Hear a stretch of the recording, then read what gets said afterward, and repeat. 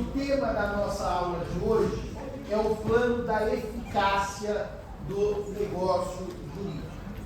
Como eu lhes disse lá atrás, quando eu comecei a trabalhar a matéria, em termos de lógica e de didática, trabalha-se o negócio jurídico de acordo com os 3 planos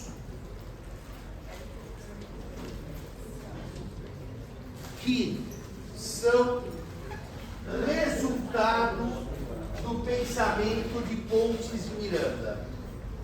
Pontes de Miranda, então, separou os negócios jurídicos em 3 partes, 3 planos: existência, validade e eficácia. Nas nossas aulas anteriores, nós trabalhamos no plano da existência de maneira mais sucinta, porque o código não trabalha a existência de partes, objeto, vontade e forma. E quando fomos ao plano da validade, nós percebemos que não bastam partes, as partes devem ser capazes, que não basta um objeto, ele deve ser lícito, possível, determinado ou determinável, que não basta a forma, ela deve ser prescrita ou não defesa em lei, e que não basta a vontade, ela deve ser livre e consciente. E a partir do exame da vontade livre e consciente, vieram o erro, o dolo, a coação, a lesão, o estado de perigo, a fraude de devedores e a simulação. Fechada essa ideia? Quando se chega nesta parte do tema dos vícios, e se chega à simulação como causa de nulidade, o plano da validade está concluído. Então podemos começar o terceiro e último plano. Como vocês viram na aula pretérita, nós classificamos os elementos do negócio jurídico em elementos naturais e elementos acidentais. Aliás, esqueci o outro, qual que era, né? Essenciais, naturais e acidentais. Pronto. E agora o que nós vamos trabalhar são os elementos acidentais, que estão no plano da eficácia, que são a condição, o termo e o encargo. Tudo bem até aqui? Dentro dos elementos acidentais do negócio jurídico, nós temos então a condição, o termo e o encargo. A condição, o termo e o encargo. E se nós estamos no plano da eficácia, nós estamos evidentemente pressupondo que os 2 planos estão em ordem, que o negócio existe e é válido, certo? Por isso que é um terceiro degrau de uma escada. Então, a nossa pressuposição para começar o plano da eficácia é que o negócio existe, porque o que não existe não produz efeitos. E a segunda pressuposição, para que a gente chegue no plano da eficácia, é que o negócio é válido. Só uma nota, lá atrás, eu já mostrei para vocês que de vez em quando eu pulo da existência para eficácia direto sem passar pela validade. Mas isso não é a regra no sistema. Então hoje eu estou trabalhando a regra. A regra é, primeiro eu vejo se existe, depois se é válido e por fim se produz efeitos. Nós estamos concluindo então uma lógica negocial. Bom, diante disso, de uma lógica negocial, para discutir o plano da eficácia, eu vou pressupor que o negócio existe e é válido. E agora sim a gente pode entrar no terceiro e derradeiro plano. Para se compreender a condição, o termo e o encargo como fatores de eficácia, eu gosto muito do nomeado do professor Junqueira, que fala em elementos de existência, já falei isso lá atrás, requisitos de validade e fatores de eficácia. Então o que nós vamos trabalhar são os elementos acidentais, que são os fatores de eficácia. Os fatores de eficácia, evidentemente, que alteram os efeitos naturais do negócio jurídico. Os fatores de eficácia, a condição, o termo e o encargo, eles alteram os elementos, os efeitos naturais do negócio jurídico. Então, nós precisaríamos dar um exemplo aqui para vocês de uma doação para que vocês compreendam quais são os efeitos naturais de uma doação. Sem falar de doação com condição, com termo, com encargo. Uma doação que eu vou chamar de pura e simples. Eu pergunto ao colega, o senhor gostaria de ganhar essa folha de papel? Ele diz, sim, gostaria. Qual é o efeito de uma doação? A folha de papel que é minha, ele aceitou a doação, é entregue ao colega que passa a ser proprietário dessa folha de papel. Isso é uma doação normal. Quando alguém fala assim, você aceita uma bala? Você aceita um chiclete? Você aceita um café? Não é assim que funciona? Alguém transfere a propriedade da coisa que é dele para o terceiro? Isso é natural. Isso não tem nenhuma dificuldade de compreensão do que é uma doação pura e simples. Da mesma forma, a compra e venda. O senhor quer comprar meu carro? Ele diz, quero. Eu quero 50 pau pelo carro. Eu falo, tá bom. Ele paga, eu entrego o carro. Efeitos naturais do negócio jurídico vocês veem todos os dias. Desde a hora que vocês entram no metrô, no ônibus, serem transportados, até a hora que vocês compram um pão de queijo e tomam um café. Você paga e recebe. Isso são efeitos naturais de qualquer contrato. Isso, portanto, não tem problema no plano de eficácia. É a eficácia natural dos negócios jurídicos. A condição, o termo e o encargo atuam, então, alterando os efeitos naturais. O negócio não é igual. O negócio fica com a eficácia alterada. E aí, eu vou dar, antes de definir cada um dos institutos, condição, termo e encargo, um exemplo para os senhores de como existem situações em que a eficácia está alterada. Eu, quando doei para o colega o papel, eu disse que é o papel, eu disse quero. Eu entreguei para ele a folha, certo? Foi a doação natural. Ou uma doação condicional. Se o senhor, até o final desse ano, de 2022, tiver 10 em todas as matérias da faculdade, o senhor ganha a folha de papel. Ele não ganha hoje. O efeito da doação vai ser condicionado a ele ter 10 em todas as matérias. Seja, é diferente de entregar a folha de papel. Eu trouxe um elemento futuro, que é ter 10 em todas as disciplinas, e incerto, porque não há certeza que o colega atingirá a nota 10 em todas as disciplinas. Perceberam como eu alterei os efeitos normais com uma condição? Então você já começa a perceber que a condição vai subordinar os efeitos do negócio a um evento futuro, que é ter 10 em dezembro, nós estamos em outubro, e incerto. Incerto porque ter 10 não é uma certeza. É algo que pode ocorrer ou não. Essa é uma condição. Se eu disser para ele, eu dou a folha, mas eu me entrego essa folha no dia 31 de dezembro de 22, hoje é outubro. A entrega da folha está dependendo do evento futuro, que é chegar a 31 de dezembro, hoje é outubro, mas é o evento certo, porque 31 de dezembro vai chegar. É verdade que os mais catastrofistas podem falar, professor, se cair um meteoro e acertar a Terra, 31 de dezembro não vai chegar. Mas vamos dizer que nós vamos partir de um combinado nosso. O mundo não vai acabar até 31 de dezembro. Porque para aqueles que acham que vai acabar, tudo é condição.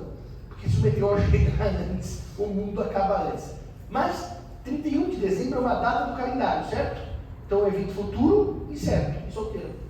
A diferença do termo para a condição é essa. A condição trabalha uma incerteza e o termo trabalha uma certeza.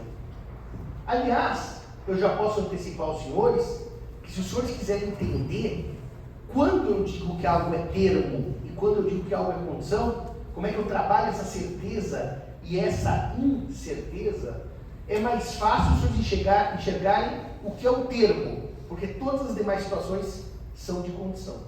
O termo, quando ele lida com certeza, ele vai ser, por exemplo, um termo ligado a uma data no calendário. Se eu disser, eu lhe pago em 5 de agosto de 2023, é uma data do calendário? Isso é termo, não é condição.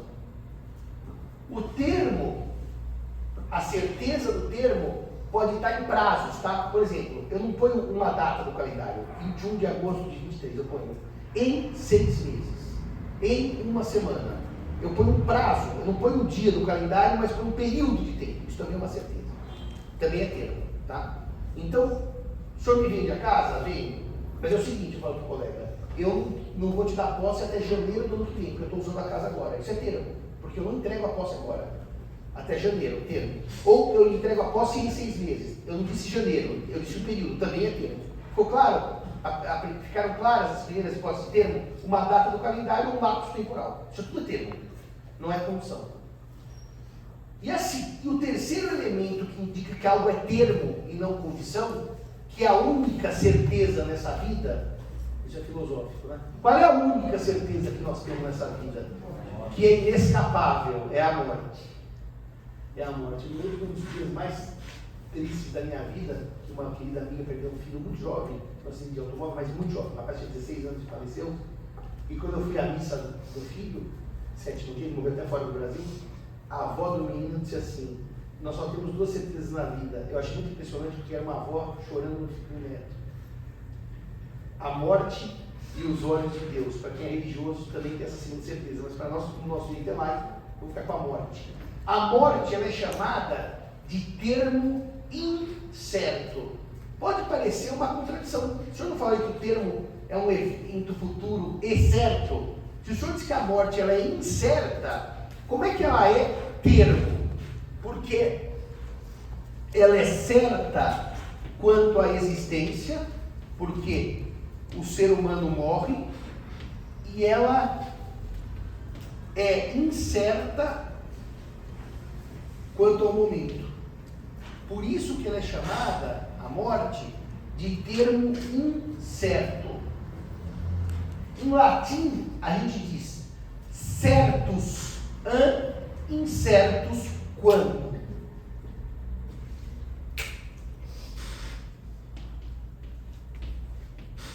Certus an,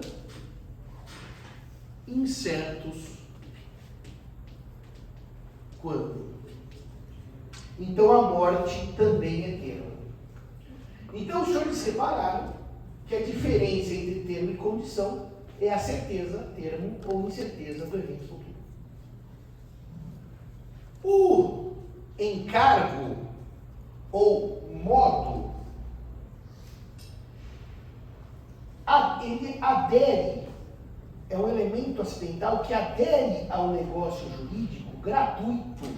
Isso é importante. Adere a um negócio jurídico gratuito, exigindo a realização de uma prestação. Exigindo a realização de uma prestação. O encargo também é chamado de modo. Quem lê doação com encargo ou doação modal é a mesma coisa. O encargo é chamado de modo, porque ele adere a uma liberalidade e exige de quem tem a vantagem a realização de uma tarefa ou de uma prestação. Reparem que, quando eu digo para ele, você quer ganhar a minha fazenda? Ele fala, claro que eu quero uma fazenda de graça, claro que eu quero. Só que você tem um encargo de reflorestar a mata ciliar que foi detonada pelos anos. É bom ganhar uma fazenda? É. Mas é menos bom porque você tem que plantar a mata ciliar. O encargo eu chamo de gosto amargo que vem junto com o bolo que é doce. Você ganha o bolo, mas não é só alegria. Você vai ter que fazer alguma coisa. Mas reparem que, só para deixar bem claro, isso daqui a pouco eu vou mostrar isso com mais detalhes, não precisa se assustar. Eu não digo assim, ó, se você reflorestar a mata, você ganha a fazenda. Isso é uma doação condicional. Condição. Se reflorestar, ganha. Não é assim, tá no encargo. Você ganha a fazenda com o encargo de reflorestar a mata. Tá? Eu não estou dizendo assim, ó. Se você passar no vestibular, você ganha o carro. Se você reflorestar, você... Não. Você ganha e tem um encargo de reflorestar. Vocês já perceberam pela própria frase que os efeitos jurídicos são distintos. Se você reflorestar, você ganha. Condição. Você ganha para reflorestar. Encargo. Os efeitos jurídicos são distintos. Vocês estão percebendo até na frase. Até sem conhecerem profundamente os institutos. Tá? Então, por favor, não é se você fizer, você ganha. Isso é condição. É você ganha o bolo, que é gostoso, que é a doação, mas com o encargo de reflorestar. Você ganha a minha casa com o encargo de restaurá-la. Você ganha o dinheiro que eu quero deixar no banco com o encargo de construir uma escola pública na minha cidade do interior de São Paulo. Não é ganha-se, é ganha-com. Está bem claro isso? Por isso que o encargo adere, ele gruda, ele acompanha liberalidades. Basicamente o encargo vem em doações e em testamento. É aí que vem, nas liberalidades, nas gratuidades, nas vantagens. Dito isto, eu gosto muito do encargo. Eu dou para você a casa com o encargo de você cuidar da minha tia idosa. Você ganha a casa, que é o bom, mas tem a parte que tem que fazer alguma coisa, que é cuidar da minha tia idosa. Hoje em dia, que muito se discute a respeito de direitos dos animais, uma das formas possíveis de se prever um cuidado ao animal depois da minha morte é fazer um testamento com encargo. Você herda X reais com o encargo de cuidar dos meus cães, gatos e animais de estimação. Tá? O encargo é uma das formas que o direito brasileiro permite, já que nós não podemos fazer trust em favor de animal, como fazem os americanos, é uma das formas juridicamente, vamos dizer assim, adequadas, viáveis, de se cuidar de animal, por meio de doação ou deixa testamentária aqui em casa. A diferença da doação é que ela produz efeitos em vida, e o testamento depois da minha morte. Então, normalmente, eu já tenho nos meus testamentos uma cláusula padrão para quem tem bicho e quer nomear alguém para cuidar. Às vezes nomeia-se até uma ONG ou uma associação que cuida de animais abandonados e o dinheiro vai para ela, para cuidar dos animais. Às vezes vai para uma pessoa da família, às vezes vai para um amigo, às vezes vai para alguém que tenha carinho pelo cão, pelo gato, assim por diante. Sim. Mas o que garante que, por exemplo, no caso do animal, ele vai ser cuidado? Depois nós vamos ver para um problema que chama-se descumprimento de encargo. Nós já vamos ver isso, normalmente a portuguesa tem mecanismos jurídicos para resolver, mas nem sempre são os mais eficazes. Mas depois eu conto como é que eu resolvo isso no testamento, tá? Porque a pessoa morreu, né? Ela não vai estar aí para fiscalizar quem está cuidando do seu animalzinho de estimação.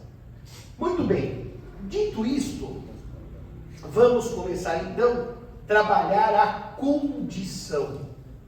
E a condição é o primeiro dos chamados elementos acidentais ou dos fatores de eficácia do Código Civil. A condição vem definida pelo artigo 121 do Código Civil. Quem poderia ler para mim a dicção do artigo 121 do Código Civil? Quem está com o código aí virtualmente, eletronicamente? Ou em papel também? Quanto estava isso daí? 10 reais. Nossa, mas que bom preço. Mas que bom preço. Diga lá, 121 do Código Civil. O que ele diz? Considera como Não, pode ver para mim. Considera-se condição? uma cláusula derivando exclusivamente da vontade das partes, subordina o efeito do negócio jurídico a evento futuro e incerto. Derivando exclusivamente da vontade das partes, subordina o efeito jurídico a um evento futuro e incerto. Repare, a condição como fator de eficácia nasce de um acordo de vontades, duas vontades, ou de uma vontade só, no meu testamento. De qualquer maneira, o que eu chamo de condição em sentido jurídico, nós não podemos confundir com duas outras coisas que vocês podem achar que é condição, mas que não é. Porque vocês viram que a lei diz que a condição que eu vou trabalhar agora deriva exclusivamente da vontade das partes. Repara nessa primeira frase. Então, se a lei trouxer uma regra, como traz, na chamada compra e venda ad gustum por gosto, certo? Em que ela diz assim, a pessoa pode dizer se gosta ou não daquilo que comprou, e se disser que não gosta, ela devolve. E só dizer uma coisa bem rápida para vocês. Aqui no Brasil não há uma regra que existe arrependimento de qualquer compra e venda, como algumas pessoas acham. As pessoas acham que elas chegam numa loja, compraram uma roupa, eu não estou dizendo defeito, vício, estou dizendo não gostei, que elas têm direito de troca. Isso não existe no Brasil. O Brasil não tem direito de troca ou arrependimento porque eu simplesmente digo que eu não gosto das coisas. Os Estados americanos, em regra, têm essa possibilidade. Você chega numa loja e compra um casaco, não gostou, você devolve.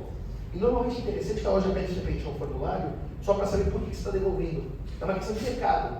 Se muitas pessoas devolverem o mesmo casaco, é melhor que a loja não vender mais aquele casaco. Mas é um direito meu que não tem limites. No Brasil, não. Se eu chegar numa loja, comprar um sofá e chegar em casa e falar, pô, me arrependi de ter comprado uma geladeira, o sofá vai ser entregue e não tem como reclamar. No Brasil, as vendas não têm um direito de arrependimento automático. Ficou bem claro isso? Um dia eu ouvi até no rádio alguém dizendo assim, Como é que fica meu direito de consumidor? Eu comprei, não gostei, a loja não quer que eu devolva. Fica onde está, em nenhum lugar, porque não existe direito. O seu direito fica onde ele está, no zero, porque ele não existe. Então o seu direito está simplesmente resguardado. Você não tem o direito e a loja está cumprindo o direito que você não tem, de devolver o sofá. Agora, em algumas situações, a gente põe no contrato, se você gostar, você fica. Se não gostar, você devolve. Eu dou um prazo para você experimentar usar a coisa, tá? Isso é muito comum naquelas compras e vendas de vinho em restaurante, né? Que o garçom abre, você gostou do vinho? Ele põe um pouquinho assim no fundo do copo e pergunta se você gostou. Essa venda, chamada ad gusto, por gosto, segundo o Código Civil, ela é uma venda sob condição suspensiva. Porque a venda só produz efeitos se eu disser sim, gostei. Eu já vou separar a suspensiva da resolutiva. Agora repare. A condição suspensiva, se eu gostar, eu compro, se eu não gostar, eu não compro. Vocês concordam que nasceu de um acordo entre o vendedor do vinho e o comprador do vinho, quem vai ao restaurante? Ela não nasceu da lei, ela nasceu da vontade das partes.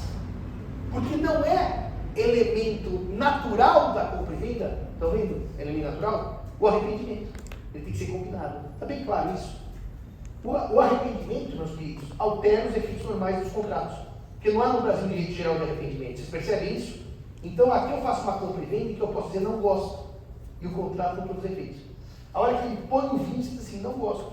Ele leva o vinho embora e acabou. Está na regra do jogo. Está na regra do jogo não gostar do vinho. Então, a condição nasce da vontade dos contratantes.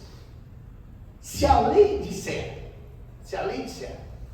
olha, se você fizer isso, vou dar um exemplo, tá? Você está morando no imóvel residencial, você é inquilino, e você tem um contrato escrito para residir no imóvel como inquilino por 30 meses. 36 meses ou 30 meses, Cairala, que dá denúncia vazia? 36, né? 36, que dá denúncia vazia. Ou é 30? Eu acho que é 30. É 30, não é 30. Veja lá o 46 para mim, da 8241/16, é 30 meses. Por 30, são 2 anos e meio, são 30 meses. Eu falei errado, 30 meses. Você está lá morando no imóvel, é 46 da lei. E por 30 meses de contrato escrito, chegou no 30º mês, você fica no imóvel e o locador não pede o imóvel de volta. Você vai ficando. A lei fala que seu contrato prorrogou por tempo indeterminado. Uma hora você fala assim, quero sair. A lei diz assim, você pode sair a qualquer tempo, desde que você pague o aluguel por mais 30 dias. Esses prazos da lei não derivam da vontade, tá na lei. É a lei que escolheu. A condição não pode derivar da lei. Vocês estão percebendo que aqui derivar do acordo de vontades? Condições previstas em lei não são tecnicamente condições, ainda que pareçam condições, porque as condições nascem da vontade, no Código Expresso. Ainda que a lei diz, se você fizer isso, você ganha aquilo, você diz, Simão, isso parece tanto uma condição, mas não é condição, porque a condição nasce da vontade. Está bem claro isso? E a segunda questão que os alunos confundem muito. Vocês já viram, quando a gente vai negociar contrato, a gente discute assim, em que condições você quer me vender? E eu dou algumas regras para te vender, eu quero isso e aquilo. Essa palavra condição não é condição em sentido técnico, certo? Porque na verdade, são elementos do futuro contrato. Não tem nada a ver com o evento futuro incerto. Ah, mas as condições que você está me oferecendo para alugar não são boas. Condições contratuais. O preço está caro, o imóvel precisa de obras. Reparem que, neste momento, a palavra condição não é elemento de eficácia, fator de eficácia, não é elemento acidental. Condição, como é que eu defini essas condições? É tão comum. Quais são as condições que você me oferece para comprar esse imóvel? Aqui são, eu diria que a palavra condição aqui é usada como cláusulas contratuais, mas um pouquinho mais longe, como conteúdo do futuro contrato, é isso. Quais são as condições? Você parcela, você dá desconto. Essa palavra condição é popular, não é condição em sentido jurídico, tá bom? Então diz assim, a condição para eu te vender é que você me pague tanto, isso não é condição em sentido jurídico. É uma regra de conteúdo, é um espelho do conteúdo contratual futuro. Tudo bem? Basicamente eu pedi para a pessoa te apresentar a proposta que ela tem. Exato. Então, mas quando eu falo quais são as suas condições para me vender, no fundo eu estou perguntando para outra pessoa, o que você quer para eu vender? Eu estou pedindo uma proposta, mas as pessoas usam condição num sentido que eu chamaria de leigo, de vulgar, tá? E não condição como evento futuro incerto. Tome muito cuidado com isso, tá? Porque às vezes as pessoas trocam minutas do futuro contrato, minutas, com condições. Que são condições? Com o futuro objeto do contrato. Mas isso não é condição em sentido jurídico do que nós estamos trabalhando agora. É condição em sentido leigo. Há muita confusão entre condição negocial, como eu chamo assim, que são essas regras do futuro contrato, e condição como evento futuro e incerto. E tem também os termos e condições para aceitação. Sim, às vezes, por exemplo, existem contratos por adesão que eles já vêm com termos e condições de adesão. Aí são condições no sentido de conteúdo do contrato, tá? Não é condição como evento futuro e incerto. São condições. Vamos dizer de novo. São regras do objeto do contrato. Feita esta diferença entre condição e, no sentido leigo, e condição como fator de eficácia, vamos de novo definir o que é condição para eu dar as suas espécies. Então, a condição é o fator de eficácia que subordina o negócio jurídico a um evento futuro e incerto.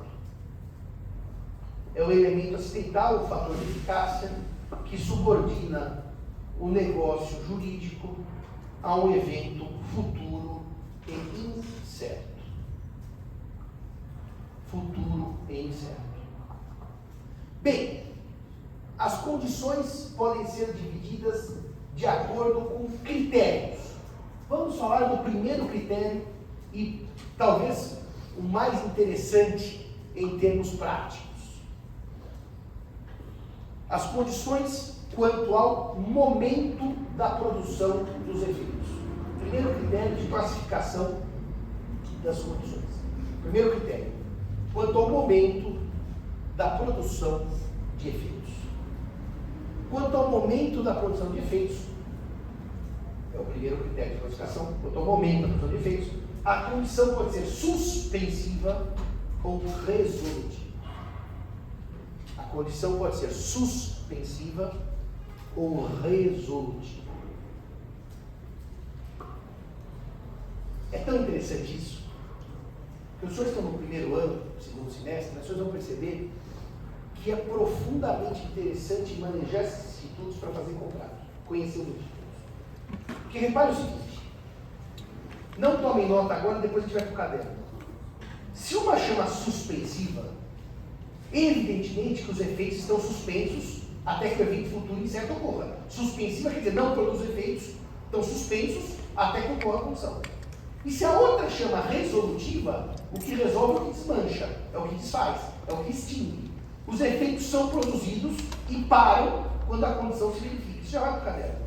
Mas reparem o seguinte, eu vou comprar uma loja, só que eu quero comprar uma loja tendo certeza do faturamento. Se o faturamento for X, eu compro. Se for Y, eu não compro. Vocês concordam comigo que ter um faturamento X, eu posso construir no contrato numa forma de suspensiva ou de resolutiva o mesmo evento futuro incerto? Estamos de acordo com isso? Como é que seria uma condição suspensiva? O cliente diz assim, doutor Simão, eu quero comprar a loja, mas para mim é fundamental para ficar com a loja que ela tenha um faturamento ano de 100 mil reais. Como é que vocês fariam isso na forma de condição suspensiva? O evento é igual, depende da forma como vocês escrevem, ela é suspensiva ou ela é resolutiva. Suspensiva, repito, suspende os efeitos até que ocorra o evento. Resolutiva, cessa os efeitos quando ocorrer o evento. Quem quer dar um exemplo de como vocês construiriam essa frase no contrato na forma de condição suspensiva? Vamos dizer, o faturamento de 100 mil reais. Diga lá. Só comprarei caso haja faturamento de 100 reais. Só compra a sua loja se em 2022 o faturamento for de 100 mil reais. Então o senhor concorda que se a condição é suspensiva, no dia seguinte ao contrato eu não pago, efeito natural da compra e venda não é pagar o preço, eu não tomo posse da loja, eu não começo a vender roupa porque eu pus só compro se o faturamento em 22 for de 100 mil reais. Repararam que não há produção de efeitos, não há pagamento e não há posse da loja. A loja continua com o vendedor. E como seria a resolutiva nesse mesmo caso? É mais difícil. Comprarei sua loja. Fala. Mas se não houver um faturamento de 100 mil reais, eu devolvo. É isso. Exatamente isso, senhor perfeito. Compro a sua loja. Se contudo ao fim de 22 o faturamento não atingir 100 mil reais, o negócio está desfeito. Você me devolve o que eu paguei pela loja e eu te devolvo a loja. É exatamente isso. As condições suspensivas e resolutivas não dependem do evento, dar ou não 100 mil reais por ano ou de faturamento. Depende da forma como escrevo. Tá? Então, repare o seguinte: se até o final de 22 chover nessa sua região 500 pontos, eu compro a fazenda, porque eu só quero um lugar que chove mesmo. Isso é suspensiva. Eu compro hoje, se não chover eu devolvo a fazenda, é resolutiva. Resolutiva põe fim ao que já começou a produzir efeitos. Suspensiva não começa o efeito até chegar à condição. Então anotem aí. A condição suspensiva, é uma definição podre, porque eu vou definir pela palavra, mas só para os senhores memorizarem. Tem os efeitos suspensos. Negócio jurídico tem os efeitos suspensos. Agora eu vou definir bonitinho. O negócio jurídico não produz efeitos até que a condição ocorra. Não produz efeitos até que a condição ocorra.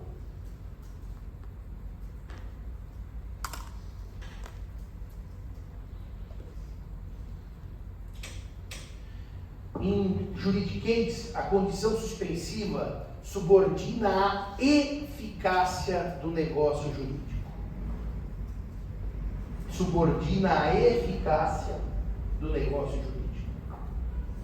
E a resolutiva subordina a...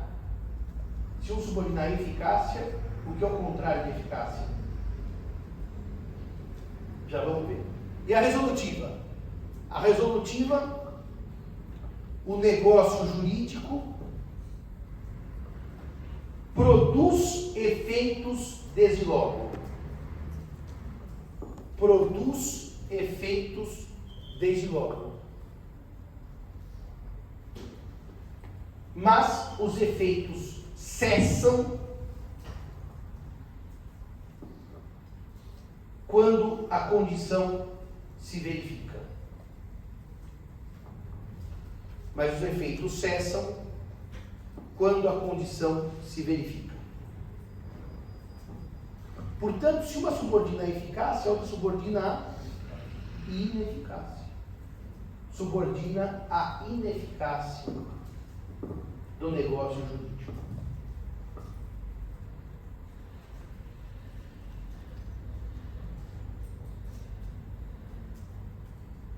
A ineficácia.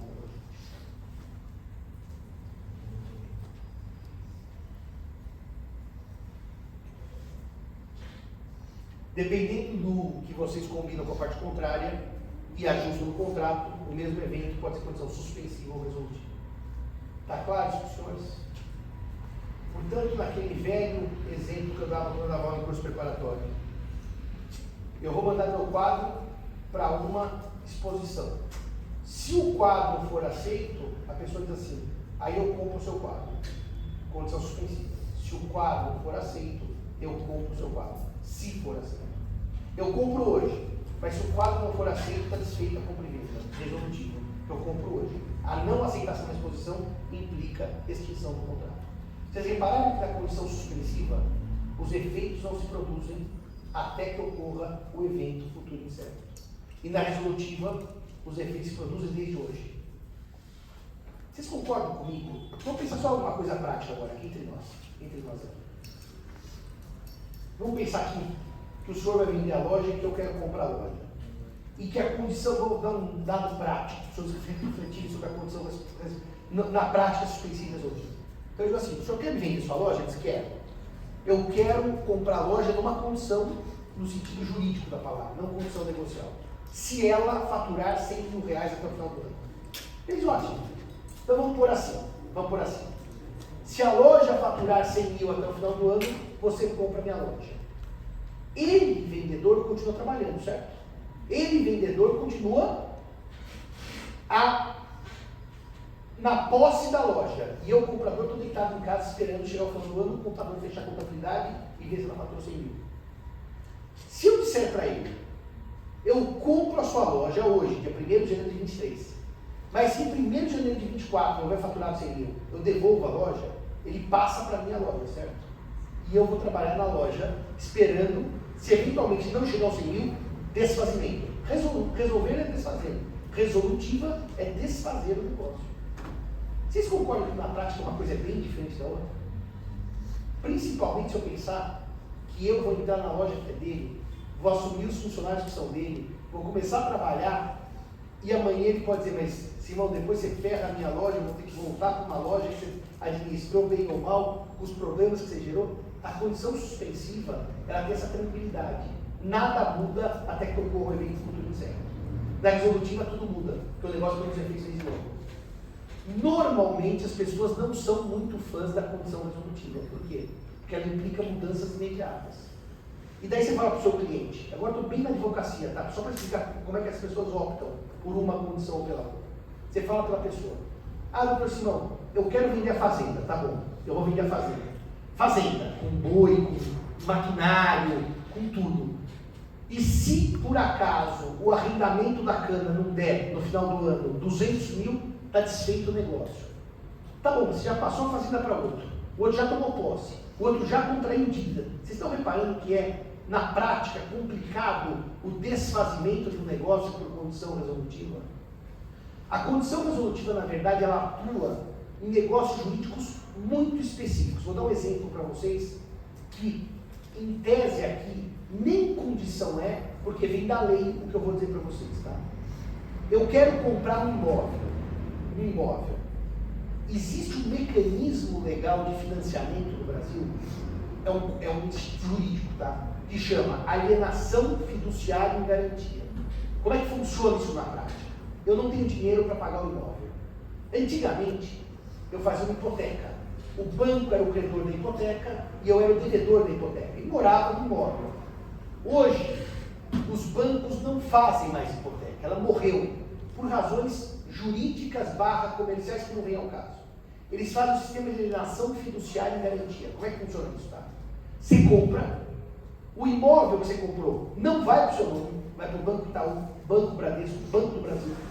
Você é mero depositário da casa que você mora e você vai pagando as prestações do banco. Na hora que você termina de pagar, a propriedade do banco resolve. Ela deixa de ser do banco e vai para você. Automaticamente, quando você quita a última prestação. Automaticamente. A propriedade do banco vai para o titular. Isso é uma resolução da propriedade. Tanto que a propriedade se chama resolúvel. Não é uma condição resolutiva, mas é uma forma de resolver a propriedade em favor do comprador. Então você financia, você não é dono, quando você acaba de pagar, resolve a propriedade do banco e você, devedor, agora é dono. Isso é muito comum. É uma garantia muito utilizada. Mas a condição resolutiva, ela gera problemas práticos. Querem ver um problema prático? Eu chego na construtora e digo assim, eu quero comprar um imóvel seu. A construtora me vende imóvel. A construtora me vende imóvel, eu vou pagando pelo imóvel. Daí eu vou morar no imóvel. Morar. E daí eu não pago as prestações. E a construtora quer o imóvel de volta. Daí ela vai tomar o imóvel do vendedor, do comprador que não pagou. Olha o problema que nós temos. Na hora que a construtora toma o imóvel do professor Simão que não pagou o financiamento, o professor Simão é credor de uma parte do dinheiro que ele pagou à construtora, porque por lei eu não posso perder tudo como consumidor. Só que ao mesmo tempo eu morei no imóvel, eu estou acompanhando o problema, e eu tive usufruto no sentido não jurídico, mas eu usufruí do imóvel. Então também eu tive num imóvel, que agora não é mais meu, e aproveitei daquele imóvel. Então há um problema jurídico de contas a fazer. Porque eu também vou pedir o dinheiro de volta, e a pessoa vai dizer, mas você usou o imóvel. Se você não morasse lá, eu poderia ter outra pessoa morando. Então, a condição resolutiva, quando ela se opera, ela quase sempre gera um ajuste de contas. Porque um usou o que não deveria, um causou dano, um aproveitou. É uma coisa complexa na prática. A suspensiva ela é mais simples de resolver. Faturou 100 mil, a loja é sua. Não faturou, não é. A resolutiva gera problemas práticos. Não que ela não exista, mas ela tem questões operacionais. Ficou bem claro isso? Porque eu dou a posse logo, eu transmito logo os direitos, e eu espero o evento para desfazer o negócio jurídico. Ficou bem claro isso para vocês? Então, vamos de novo para concluir essa questão prática e ir para os artigos da lei. Como é que eu decido por uma condição suspensiva ou resolutiva? É um debate negocial, tem a ver com vontade das partes. Só que tomem muito cuidado com a condição resolutiva, porque ela implica uma mudança de estado que nem sempre eu consigo depois desfazer o que foi feito, para o bem ou para o mal. Isso é uma questão prática, para os senhores entenderem por que as partes normalmente optam por condições suspensivas, porque elas são mais fáceis de se resolver na prática. Quem quer perguntar alguma coisa, o senhor? Não, eu ia perguntar, mas